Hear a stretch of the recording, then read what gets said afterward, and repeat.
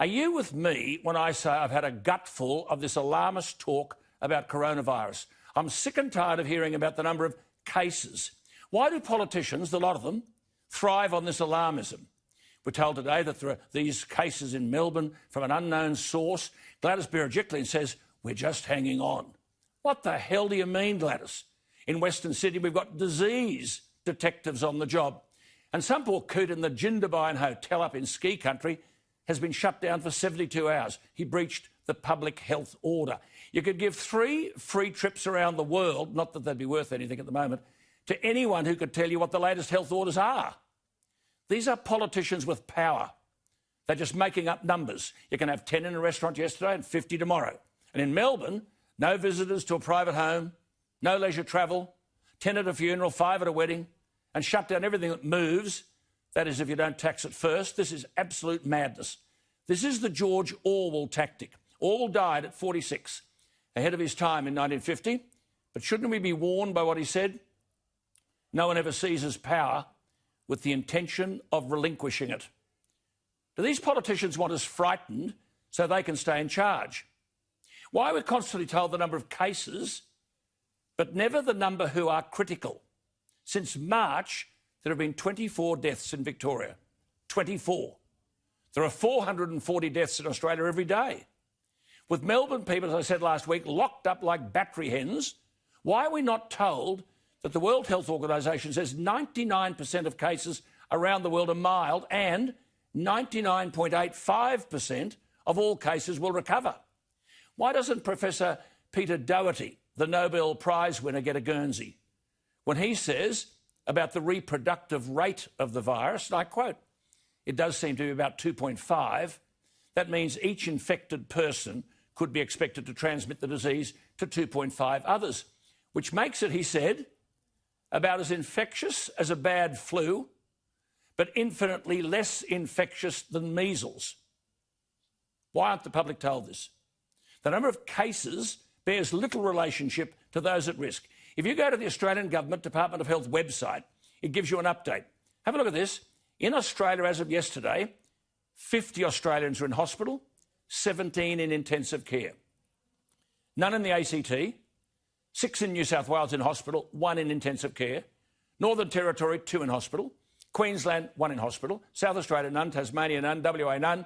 Victoria, 41 in hospital and 16 in intensive care. If this is a pandemic, words have lost their meaning. Why isn't the Australian public being told by political leaders who lecture us at every turn and thrive on this alarmist talk that the likelihood of death from infection has plummeted? Is it because not dying is bad for the headlines? We are entitled to the whole truth from political leaders, not 1 or 2 extracts. We continue, don't we, seriously, to shake our collective heads. It's wall-to-wall coronavirus. Not one political leader has uttered the daily figures from the World Health Organization. 99% of all cases are mild and 99.85% of all cases recover. I think the silence borders on the criminal. The public are not being told the truth. I suppose fear is an easier commodity to market. The reality is, in Australia, 74 patients are in hospital, 18 Australia-wide are in intensive care, 17 of them in Victoria. Gladys Berejiklian's jumping up and down. Gladys, I think you're becoming an embarrassment, just changing the rules every day, threatening closures, more lockdowns. There is 1 person in New South Wales in intensive care. In the real world, business people are worried about how they're going to keep going. Workers are worried about whether there will ever be work again. And this make-it-up-as-you-go-along stuff smacks of political incompetence. Change the rules every other day. Well, as Graham Turner has said, the Chief Executive of the Australian Domestic and International Travel Company Flight Centre, and I made mention of this on Monday, state and territory governments don't have clearly enunciated strategies. And he said the handling of the crisis, if that's what it is, had been ad hoc at best. Now, Mr Turner would know more about reality than our politicians. No politician has sacrificed a red cent in any of this. No public servant has sacrificed a red cent. But they can give advice and shut people down at a whim, putting business out of business, workers out of work, and damaging the mental and educational well-being of thousands of Australians. These so-called political leaders have to be held to account. They are our servants, not our masters. That used to be the definition of democracy. Government of the people, by the people, for the people. The rational response to all this is simple. Find out where the problem is, and if you're worried, deal with it. That should have happened from day one, with the elderly and the vulnerable. And if your health system can't do that, give the Guernsey to someone who can, and try, just for once, to allay public fear by reminding Australians that 99% of cases are mild. And if you can't do that, what is the agenda? I will come to Victoria and Daniel Andrews in a moment, but in the light of the headlines today, again about coronavirus, I feel it essential to add to what I said last night. It is incumbent upon people like me with a microphone or politicians with unlimited power to avoid alarming and frightening fellow citizens. I think people are tired of hearing about coronavirus, but they're worried about what they're hearing and they don't know where the truth lies. As I said, I'll come to Victoria in a moment, but the truth is, according to the World Health Organization, 99% of all cases are mild. 99%. I mentioned last night, and I'm going to mention again, the cohort that's in danger. People over 70 primarily, who have what is called a precondition. They may have had cancer, diabetes, bronchitis, or some other form of serious surgery. They are at risk. But the level of risk to people watching me now can't be gauged by tabulating each day the number of new cases, positive tests. No politician has told people that 99% of the cases worldwide are mild. And doctors feed the alarmism by not differentiating between the thousands who'll contract the virus and those who are at risk. So we've got lockdowns and businesses out of business. And the real fear for my fellow Australians is whether there will be a job come September. Let me give you an example. We're told that Australia has, in round figures, fewer than 9,000 cases, 106 deaths. In 2009, we suffered, in case I'm sure you've forgotten, what was called a swine flu pandemic.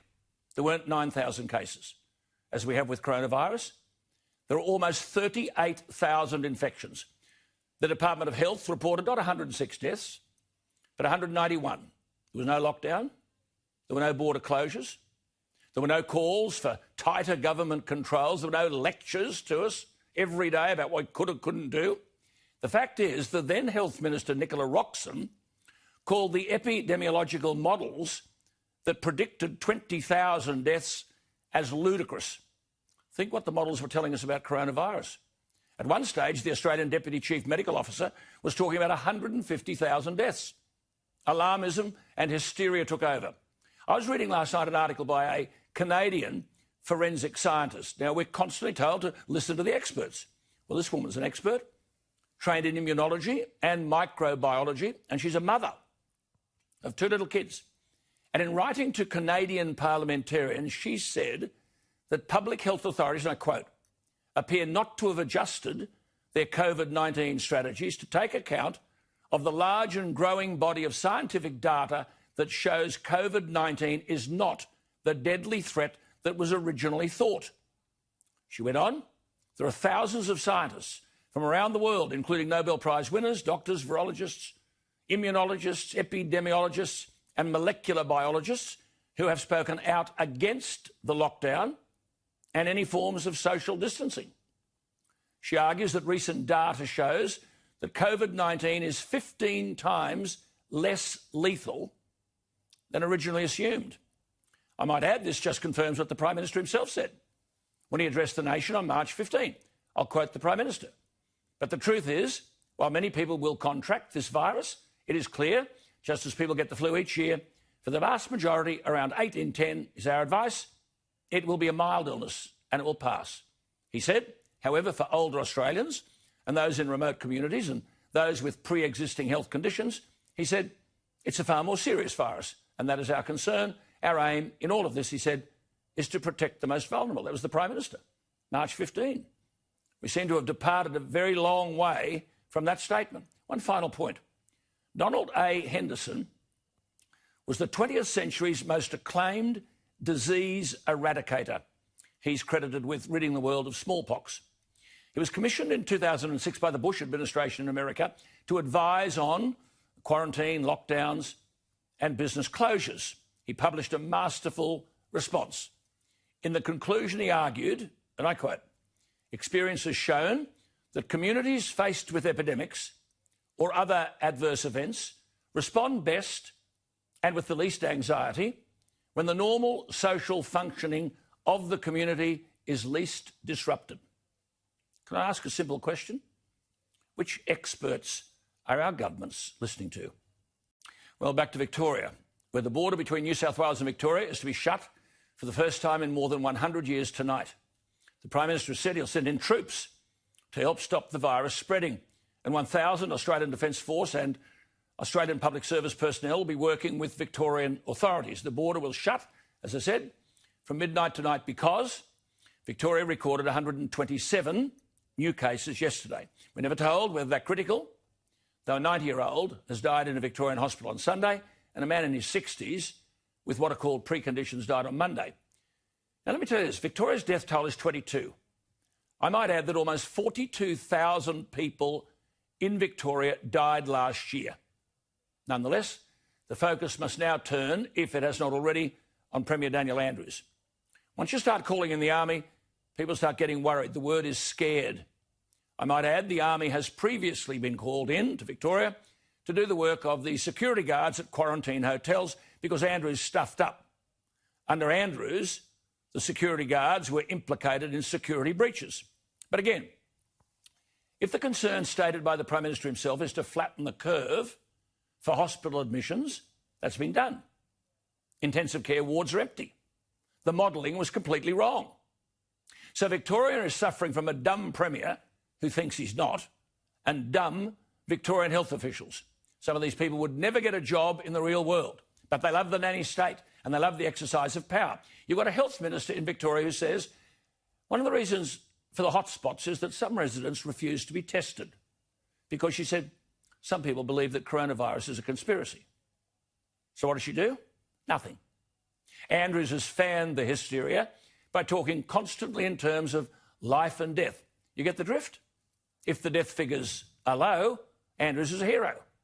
Remember the business he said, if you go out shopping, people will die and no pair of shoes is worth a life. But then he put in charge of quarantine, security guards in a technically demanding role, no training for the job they were meant to do. Well, sorry, I think they were given 30 seconds of training. They read a piece of paper. This is the same Andrews government that was happy to name anyone and fine anyone if it suited them politically if they didn't do as they were told by Mr Andrews, except Cedar Meats Abattoir, Labor donors, full of his Labor mates. A significant outbreak, but their identity was protected until it was dragged out by the media. And don't forget, if you go shopping, you'll die, but if you go demonstrating under the guise of Black Lives Matters, well, that's too difficult to address. That is called political cowardice. In parts of the world, there is what are called recall provisions. To put it simply, these are mechanisms which have operated in America and other countries and have been the subject of discussion by political parties in Australia. Under such recall provisions, the term of office of an unpopular government can be terminated. Voters are given that power, namely it's sort of a citizens-initiated election. If a certain percentage of voters who voted at the previous election sign a petition for the recall of the government they elected, then, if the legislation so provides, there will be fresh elections. I'll tell you something. There are hundreds of thousands of Victorians who wish today such recall provisions existed.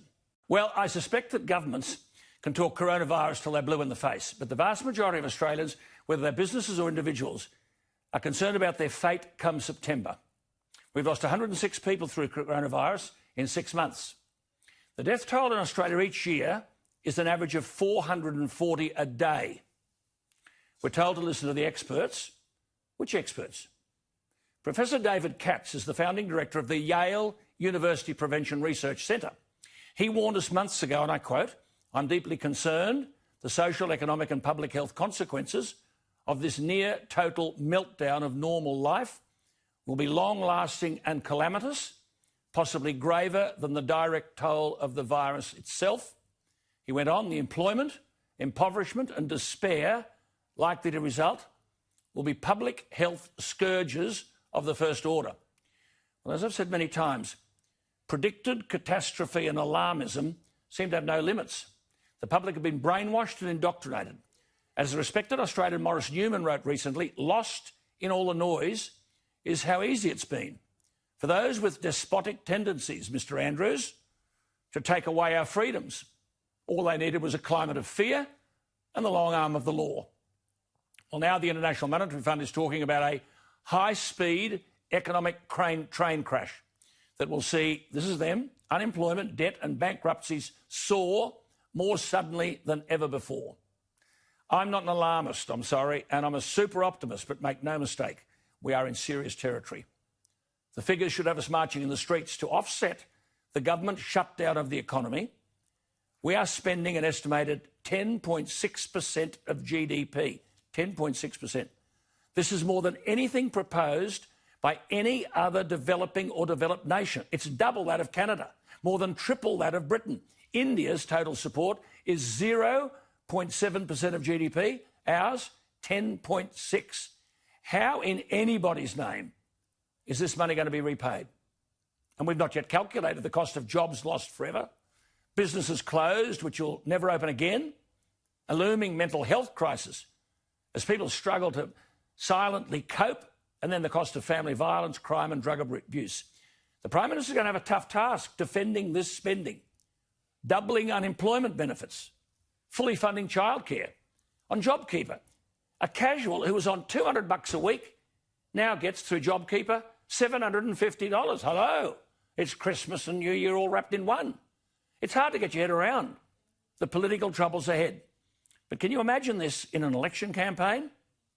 The Rudd and Gillard government spent $51 billion during the GFC in 1 year, 1.8% of the size of the Australian economy. The coronavirus response will cost an estimated 3.3% of our GDP this year and 6.1% next year. Or put another way, the Rudd and Gillard government spent on average about $2,900 per person in today's dollars to keep the economy afloat. The Morrison government's pledges so far amount to almost $8,000 per person. There have been 106 deaths, but our outlays are greater than the combined federal government spending on education, defence, interest on public debt, transport and communication, public order and safety, and housing and community amenities. And then there are over 200,000 businesses with delayed mortgage payments of $160 billion. Can I just take you a statement that you made recently? You said, not in a century have we had a nation become so poor so quickly. Well, look, that's certainly true. And the remarkable thing about this is we've basically done it to ourselves. Kind of most recessions, of course, occur naturally, if you like, because of the business cycle. But this time, for the first time in at least modern history, you've had governments around the world, not just here, try to shut down their economies. And I believe in the naive belief that they can switch them back on again relatively easily and all the jobs come back. But I simply don't think that is the case, unfortunately. And I think, as you alluded to earlier, this has just been a monumental disaster. And I think we're realising that more and more as time goes on. I think the episode in Victoria today is just, I think people are losing their mind. I mean, if someone said to you, look, we're going to try to wipe out the flu by shutting down society for 6 weeks, you would think that they're mad. But this is effectively the same thing. Absolutely. Of course there's going to be infection spikes. Adam, you made this point, just to put things in perspective, I'm quoting you again here because your scholarship enables you to make these comments. You have said that what we are suffering will, quote, dwarf the impact of all the recessions since the Depression of the 1930s. Well, look, I mean, it certainly does seem that way. The IMF has said only just recently that the economic output loss just in the next 2 years will be $12 trillion, and that's up from the $9 trillion that they concluded in April. So the economic situation is definitely getting worse. And of course, it's not just advanced countries too that are suffering. I mean, the far greater suffering is going to be in developing countries here. And I think this is something that, we in the West, and especially these people calling for endless lockdowns, miss. It's just that the global suffering is extraordinary. Yeah, I mean, we lose our foreign exchange earnings, don't we? I mean, if you find tourism's closed down, we can't have international travel, we can't have foreign students, the costs just mount up on the other side. The revenue losses are profound. Yes, look, they certainly are, and we won't have a full picture of that, of course, until we get the forecast later this month and the government's budget in October. But yes, it's, we focus on the spending, and as you allude to, it's more than $300 billion there. But the revenue losses are massive too. So most forecasts have the combined debt of state and federal government by the end of next year. It's something like $1.5 trillion. Which is unprecedented. We use that word a lot now, but it's justified. Absolutely. And it's a great mystery what that means for future inflation, for interest rates and our standard of living. Well, it's just not possible. I mean, as I made that point before, when you've got over 200,000 businesses with deferred mortgage payments of $160 billion, and then come September, they've got to resume payments and pick up the $160 billion. I mean, it can't be done. Josh Frydenberg said in May, I thought this was quite staggering, the Treasurer, that in May that $4 billion of national income is being foregone every week. $4 billion. Yep, look, that's exactly right. And now this Victorian decision is going to make that worse. The cliff in September, you're quite right. We have an unemployment rate now of 7.1%, but that is not the reality. The reality is far more like 13 or 14%, which of course is much worse than the peak of the 1990 recession, which was something like 11.1%. So we're already worse than that. And look, it's just hard to say what's going to happen after September, but certainly, hundreds of thousands of people on JobKeeper won't have jobs to go back to. Yes, but Adam, let's just forget figures here and talk common sense. Now, I have said, and of course you get attacked for saying it, but in my reading, I have established that social distancing principle is outdated and discredited, belongs to the 30s and 40s. Now, to make a simple point, how can the Opera House ever make a quid? How can a concert make a quid? How can a restaurant, a pub, make a quid with all this social distancing stuff? And yet it's filled people with terror. They look at you and say, get away from me, get away from me. 1.5 meters in shopping malls. It's such a tragedy. It's extraordinary. Tragedy. I mean, I see people driving their own cars with face masks on. I mean, that's just the height of idiocy, really. And yet it's quite common. Look, I mean, I'd go further. I think it's, some of the things what we're doing, basically go back to the Middle Ages. I mean, it's just so primitive. You'd think we might have moved on a little bit from the Spanish flu in 1919, but, what our governments are doing are even more extreme than then, and that was a far worse disease. It was indeed a very, very serious disease, vastly more serious than what we're dealing with here. Yeah. That was the last time the border was shut. It's crazy that it's shut under these circumstances. I mentioned earlier tonight swine flu. People have even forgotten it. No. There were more cases of swine flu, more deaths from swine flu. Nicola Roxon said the modelling was ludicrous. There were no lockdowns, no nothing. I mean, it depends, doesn't it, Adam, on which experts you listen to. You see, they say listen to the experts. Now, I have quoted before the David Katz, who was that's right, the founding director of the Yale University Prevention Research Centre. But I also could quote Sukarat Bhakti, whom you would know, a microbiologist. He's an infectious disease epidemiologist. He's formerly of Mainz University in Germany. He said, all these measures are leading to self-destruction and collective suicide based on nothing but a spook.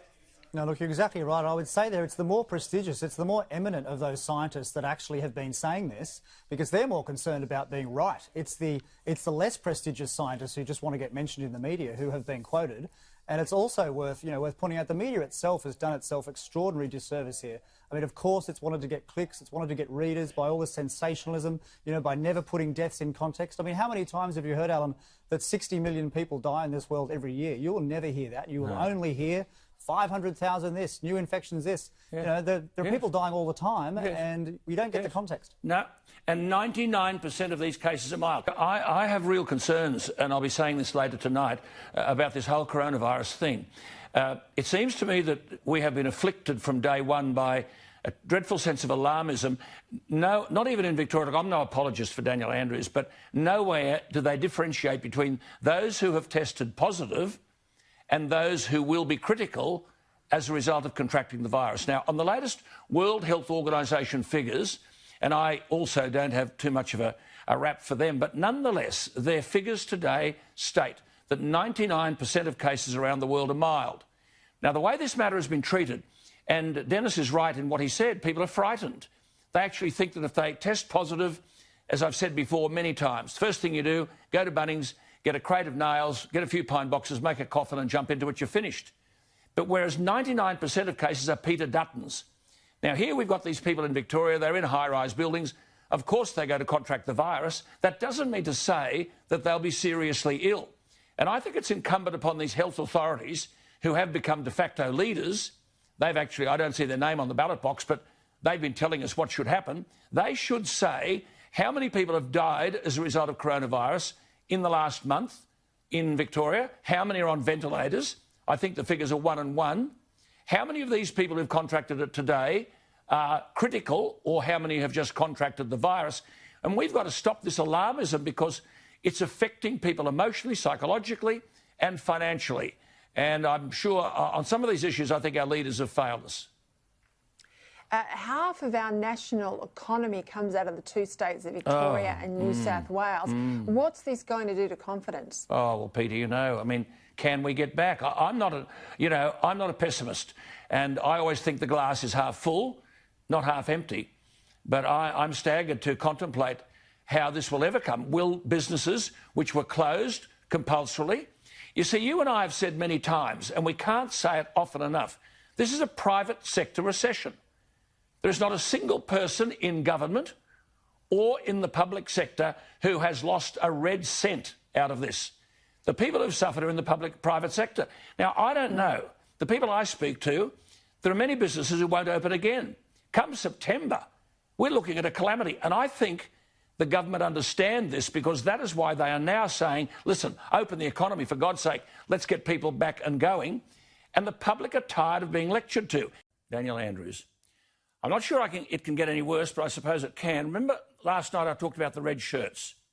Daniel Andrews used taxpayers' money to pay campaign staff during the 2014 election. The Victorian Police decided not to lay charges. Let's go back a bit. The same Daniel Andrews was Health Minister in 2009. An Auditor General's report found hospital waiting lists were falsified throughout Labor's last period in office. Then as now, Andrews refused to admit any wrongdoing. But even the former Labor Premier, John Cain, lamented the loss of the principle of ministerial responsibility, given Andrews' failure to resign or be sacked. As one of my very perceptive viewers wrote last night of Andrews' performance and his failure to take responsibility, he wrote, it once again underscores the gross Soviet and Chernobyl-style bureaucratic, ham-fisted, blundering incompetence embedded in the DNA of authoritarian left-wing governments when confronted with and dealing with a real crisis, unquote. So what on earth did the Prime Minister mean on Wednesday when he said, we are all Melburnians now? PM, you're no JFK. We are not part of, nor should we be identified with, the incompetence of the Victorian government. What must employers and workers be thinking? And the 2.2 million school children who thought they were returning to school on Monday. Yet Andrews has now got his hand out to Canberra for more of your money to fund this incompetence. Treasurer Frydenberg said on Tuesday night, the lockdown will cost the economy $6 billion in the coming weeks. Then we've got the spectacle of police and healthcare workers in protective gear entering locked-down towers in a North Melbourne public housing estate. More than 3,000 residents treated like battery hens.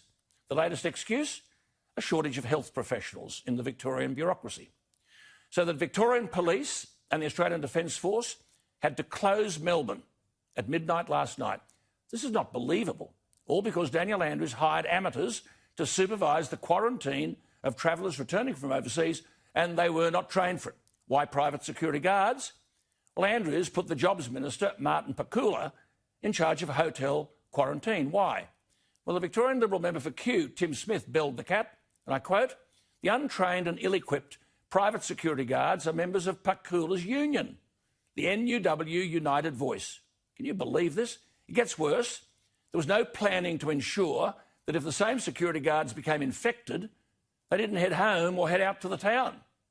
So the New South Wales-Victorian border is now closed, and all this a consequence of the complete mismanagement in handling a simple issue of quarantine. As a result, Victoria is sending a quarter of the national economy back into recession. Is Andrews accountable? No. Why? What Andrews said on Wednesday when asked about the quarantine farce, those matters, they're the subject of a judicial inquiry. So he doesn't have to comment. He hides behind an inquiry. He doesn't make public the report that he relied on to call the inquiry, and he won't say whether the report will be made public. In spite of all this, let me make 3 points. The virus has killed since March, that's March, April, May, June, what are we, July 9, 22 Victorians, most very old. As my colleague Andrew Bolter said, 10 times more people have died each flu season without calling for bans. I note that amidst all the hysteria over 44,000 people dying in Britain of COVID-19, we're told most were aged above 80 and had existing health conditions. I think the real virus affecting all of us may well be the draconian response to all of this. I mentioned on Tuesday that in 2009 we had a swine flu pandemic. The word pandemic was used then, as it is now. There were not 9,000 cases, as we have with coronavirus. There were 38,000 infections. There were not 106 deaths, as there are now, but 191. There was no lockdown. There were no border closures. There were no calls for tighter government controls. In fact, the then Health Minister, the Victorian Nicola Roxon, called the epidemiological models that predicted 20,000 deaths as ludicrous. But at one stage, the Australian Deputy Chief Medical Officer was talking about 150,000 coronavirus deaths. Alarmism and hysteria have taken over. We now have to seriously ask whether the response by all governments is correct. If Andrews could be so hopelessly wrong on the quarantine issue, what else has he been wrong on? I certainly wouldn't trust his judgment. Would you?